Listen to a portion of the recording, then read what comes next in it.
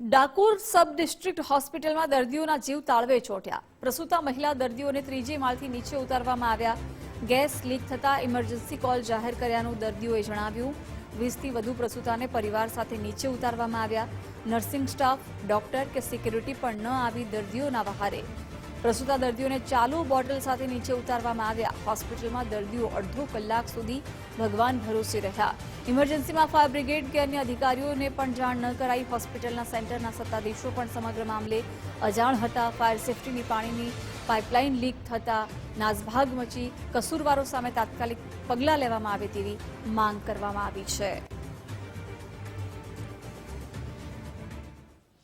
અમદાવાદમાં વિમાન દુર્ઘટનાની અંદર ઇન્ટર્ન ડોક્ટરો ઉપર જે વિમાન અકસ્માતે પડ્યું હતું તેમાં કેટલાક ઇન્ટર્ન ડોક્ટરોએ જીવ ગુમાવવો પડ્યો હતો।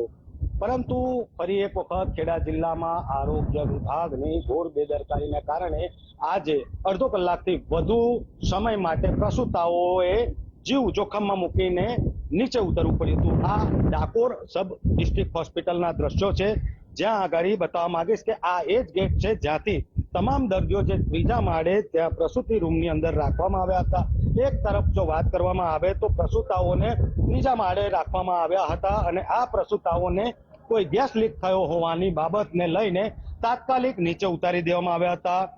અહીંયા ગાડી ખુલ્લા મેદાનની અંદર તમામ દર્દીઓને ભગવાન ભરોસે મૂકી દેવામાં આવ્યા હતા। તેની સાથે કોઈ પણ પ્રકારના અહીંયા ગાડી ડોક્ટર કે નર્સ જે સ્ટાફ છે તેમના દ્વારા તેમને કોઈ પણ રીતના સાચવવાની કહી શકાય કે કોઈ દરકાર લેવામાં નથી આવતી। આ જ દ્રશ્યો બતાવવા માંગીશ કે સબ ડિસ્ટ્રિક્ટ હોસ્પિટલના આ ત્રીજા માળે જે ઘટના છે તે થોડાક સમય પહેલા જ ઘટી હતી ને જે દ્રશ્યો છે તે ગુજરાત ફર્સ્ટના કેમેરામાં કેદ થયા હતા।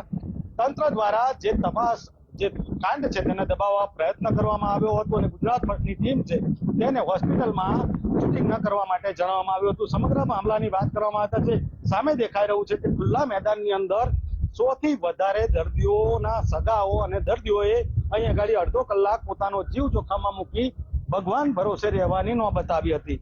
સમગ્ર મામલે કહી શકાય કે જે પ્રશાસન છે તેના ઉચ્ચ એટલે કે હાલ ફરજ ઉપરના જે ડોક્ટર છે તે અને જે અન્ય જે સ્ટાફ છે એટલે કે અધિકૃત નિર્ણય લેવા વાળા એક પણ અધિકારી અત્યારે હાજર નથી ને તમામને ભગવાન ભરોસે મૂકી દેવામાં આવ્યા હતા। પરંતુ અત્યારે સમગ્ર મામલે એવું સૂત્રો દ્વારા જાણવા મળી રહ્યું છે કે કોઈ ગેસ લીકેજ નહોતું, પરંતુ સામાન્ય જે પાણીના ફુવારા આગ ઓલવવા માટે રાખવામાં આવતા હોય છે તેને અહીંયા ગાડી નીકળી જવાના કારણે આ ભાગદોડ મચી હતી। પરંતુ ચોક્કસથી જે સ્ટાફને ટ્રેનિંગ આપવામાં આવે છે ડિઝાસ્ટર મેનેજમેન્ટની સાથે સાથે ઇમરજન્સીના જે સમય હોય છે તેની અંદર કઈ રીતના દર્દીઓની તકેદારી રાખવી અને તેમને કઈ રીતના આગળ સારવાર સાથે અન્ય જગ્યાએ સુરક્ષિત જગ્યાએ ખસેડવા તે ક્યાંક ને ક્યાંક અહીંયા ગાડી અભાવ દેખાય છે। સિક્યુરિટીની પણ વાત કરવામાં આવે તો સિક્યુરિટી સ્ટાફ પણ અહીંથી ગાયબ દેખાયો હતો, પરંતુ જ્યારે કેમેરા જોયા હતા ત્યારે આ શૂટિંગ કરતા રોકવા માટે તેઓ દેખાયા હતા। પરંતુ જ્યારે દર્દીઓ જાહેરમાં ભગવાન ભરોસે હતા ત્યારે અહીંનો એક પણ સ્ટાફ તેમની વારે આવ્યો નહોતો ને અત્યારે પણ તમામ જે દર્દીઓ છે તે પોતાની જાતે જ અહીંથી ત્રીજા માળે સારવાર માટે જવા મજબૂર બન્યા છે।